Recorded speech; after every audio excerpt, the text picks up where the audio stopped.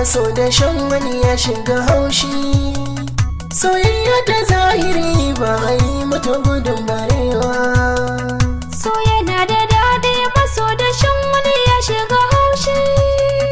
Soyayya ta zahiri ba a yi mata gudun barewa.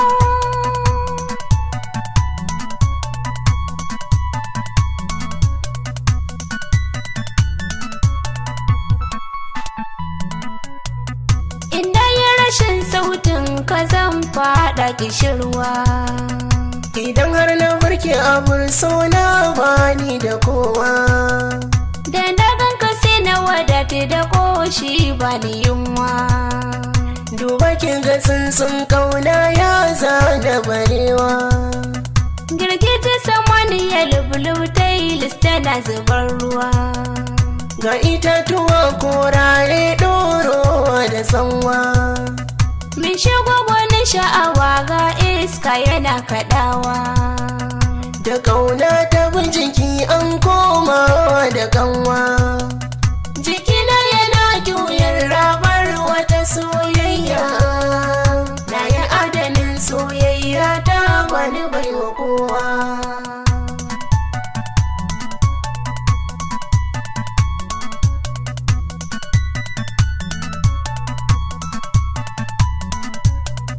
Barewa ba ta yi gudu ɗanta ya rarrafa ba. Soyayyar da ke raina ba zan mata kishiya ba. Mai sukar masoya bai san sirrin zuciya ba. Idan na rasa ta jiki ba zai daina bari ba. Ba nuwa masoyi rowar tausasa da bati ba. Kauna ke gushe haushi so bai canja wuri ba.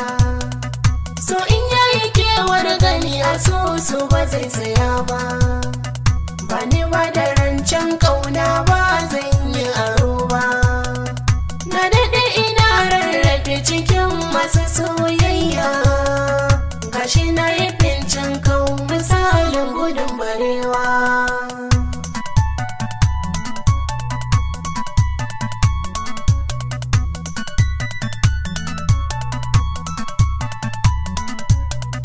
Ina ganke kauna na wasan kaɗa hankalina.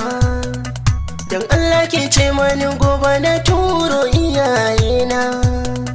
Ko da yaushe suna mani duka a dare da rana. Na daɗe ina shawara ta ya zai nuna ƙauna. Haɗuwar jini soyayya ce mai dinsa shakunci. Randadin ido bai ganki ba bana iya barci. In kai mun maraicin kallo ban iya cin abinci. In ka kulle soyayya ta zan fada maraici. Hamdala muke yi min yautar TV a hanya. Mun rike rukun soyayyar mu ta kanwa da dan uwa.